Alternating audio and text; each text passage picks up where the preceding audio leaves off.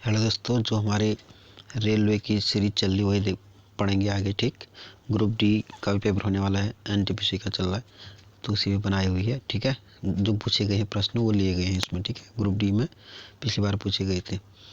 तो हम पहले भौतिक विज्ञान पढ़ेंगे, फिर रासायनिक विज्ञान पढ़ेंगे, फिर जीव विज्ञान पढ़ेंगे। ठीक है, भौतिक विज्ञान का हमने 3 पार्ट पहले डाल दिए हैं, ये चौथा पार्ट है।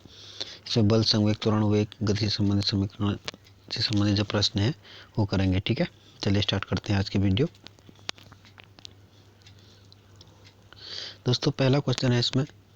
ठीक है, पहला क्वेश्चन क्या है, जब पहला क्वेश्चन देखिए दोस्तों, जब एक वस्तु एक समान गति कर रही हो तो इसका त्वरण क्या होगा। जब एक समान गति कर रही होगी तो त्वरण क्या होगा, ऋणात्मक होगा, धनात्मक होगा, शून्य होगा, परिवर्तनशील होगा। दोस्तों इसका जब एक समान गति कर रही होगी तो क्या होगा, त्वरण शून्य होगा।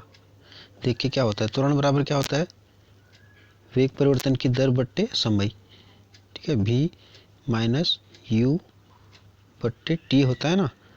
ठीक है, अब बताओ जब एक समान गति है, जब v बराबर u है तो क्या होगा, ये इसमें से ये कर ये होगा तो दोनों जीरो हो जाएंगे, v में से u घटाएंगे जीरो हो जाएगा ना। ठीक है, जब v बराबर u है तो v माइनस यू बराबर जीरो हो जाएगा, वेग परिवर्तन जीरो हो जाएगा तो त्वरण भी क्या हो जाएगा, शून्य हो जाएगा। ठीक है, चलिए नेक्स्ट क्वेश्चन देखते हैं।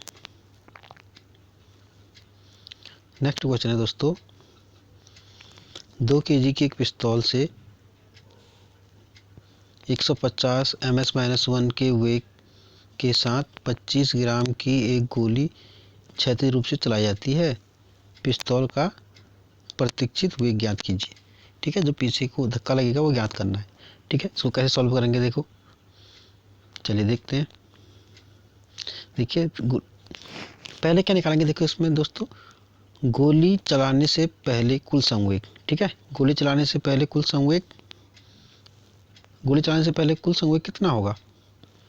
देखिए संवेग क्या होता है दोस्तों, अभी मत पूछना कि संवेग क्या होता है, सब बता रखा है। गोली चलाने से पहले कुल संवेग हो जाएगा, बंदूक का वेट कितना है, पिस्तौल का वेट है दोस्तों 2, m2 है, 2 गुणा 0 क्योंकि उस समय 0 वेग होगा, प्लस जो गोली का कितना हो जाएगा 0.025 इंटू 0। अब ये 0.025 कहाँ से आया दोस्तों, ये 25 ग्राम की गोली है, इसको अगर हम केजी में कन्वर्ट करेंगे तो 0.025 केजी हो जाएगा। ठीक है, आया समझ में। तो गोली चलाने से पहले कुल संवेग क्या हो जाएगा, 0 हो जाएगा। ठीक है, अब गोली चलाने के बाद कुल संवेग कितना होगा, देखिए दोस्तों गोली चलाने के बाद एक तो गोली का द्रव्यमान 0.025 इंटू वेग भी कितना है 150 प्लस पिस्तौल का कितना हो जाएगा 2 kg की पिस्तौल है, 2 गुणा भी, तो प्रतीक्षित वेग ज्ञात करना है। ठीक है, तो संवेग संरक्षण के नियम से क्या होता है, जो कुल संवेग होता है वो बराबर होता है, यानी गोली चलाने के पहले का संवेग बराबर गोली चलाने के बाद का संवेग। तो पहले कितना था 0, गोली चलाने के बाद कितना है 3.750 प्लस 2 भी बराबर 0। अब भी बराबर यहाँ से आ जाएगा दोस्तों माइनस 3.750.2, अगर इसको सॉल्व करेंगे तो -1.875 ms-1।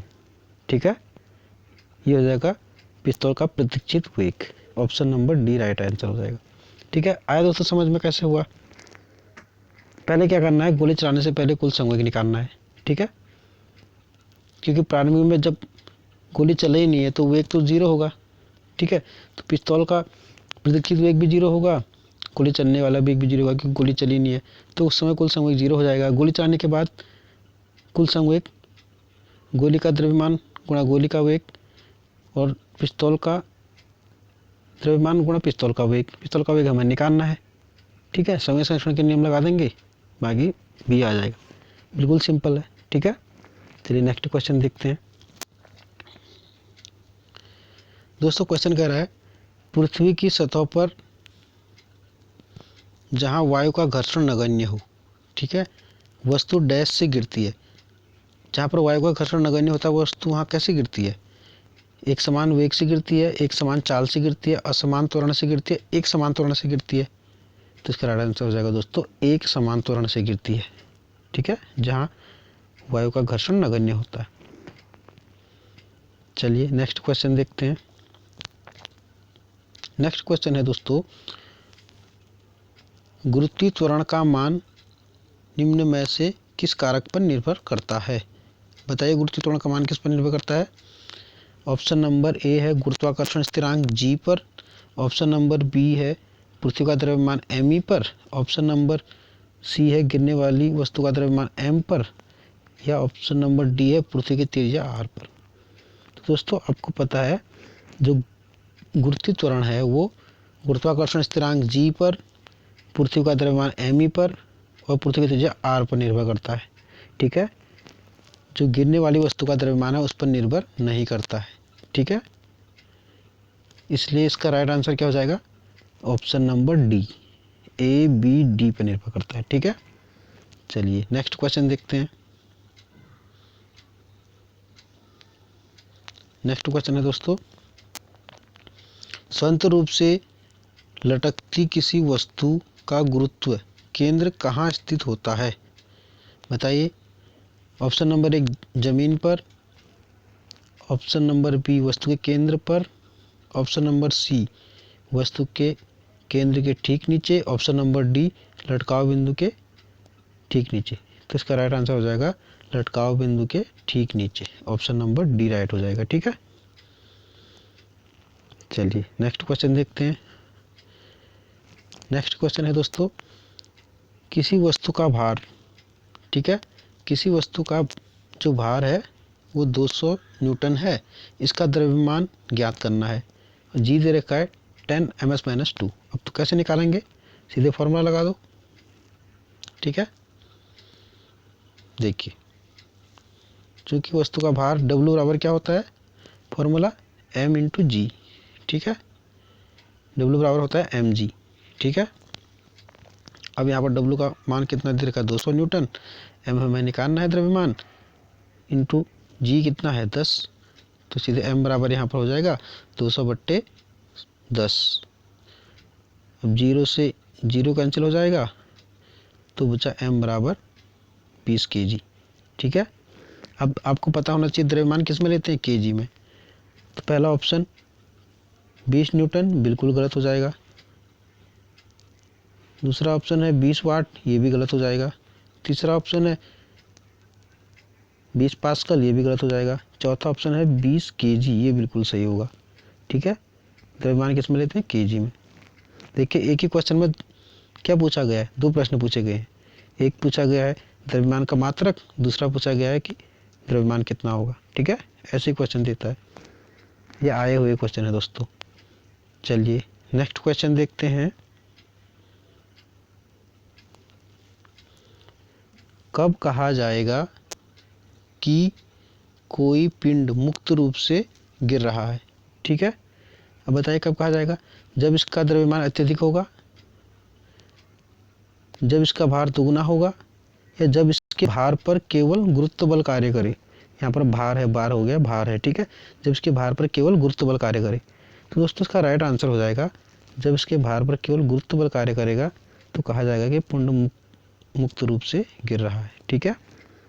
चलिए नेक्स्ट क्वेश्चन देखते हैं।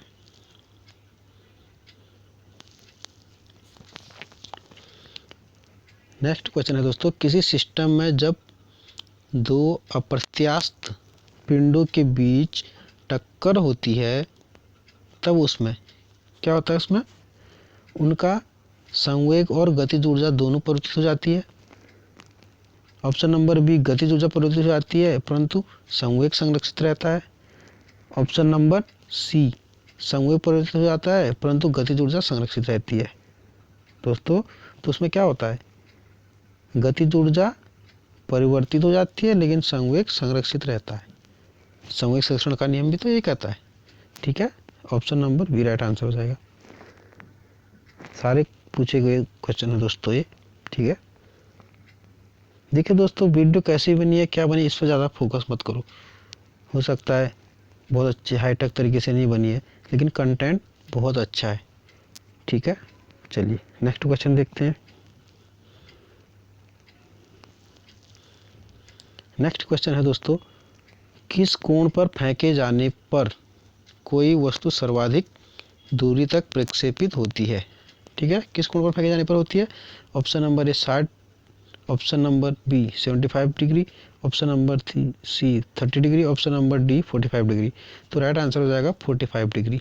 45 डिग्री पर किसी वस्तु को हम फेंकते हैं तो सर्वाधिक दूरी तक प्रक्षेपित होती है। ठीक है, चलिए नेक्स्ट क्वेश्चन देखते हैं दोस्तों। नेक्स्ट क्वेश्चन है, पारंपरिक रॉकेटों में ईंधन दहन के फलस्वरूप उत्सर्जित गैस की उत्सर्जन दर। दोस्तों क्वेश्चन थोड़ा अटपटा लग रहा होगा, लेकिन ये पूछा गया है।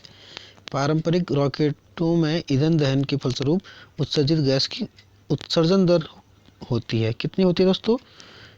300 मीटर पर सेकंड, 350 मीटर पर सेकंड, 200 मीटर पर सेकंड या 400 मीटर पर सेकंड। तो इसका राइट आंसर हो जाएगा 400 मीटर पर सेकंड। ठीक है, पिछली बार ग्रुप डी में पूछा गया ये प्रश्न। चलिए नेक्स्ट क्वेश्चन देखते हैं। नेक्स्ट क्वेश्चन है दोस्तों, जब कोई वस्तु एक समान वृत्तीय गति से घूर्णन करती है तो प्रत्येक बिंदु पर इसका डैश बदल जाता है। जब कोई वस्तु एक समान वृत्तीय गति से घूर्णन करती है तो प्रत्येक बिंदु पर इसका क्या बदल जाता है? ऑप्शन नंबर ए दाब, ऑप्शन नंबर बी जड़त्व, ऑप्शन नंबर सी वेग, ऑप्शन नंबर डी द्रव्यमान। इसका राइट आंसर हो जाएगा वेग। ठीक है, चलिए नेक्स्ट क्वेश्चन देखते हैं।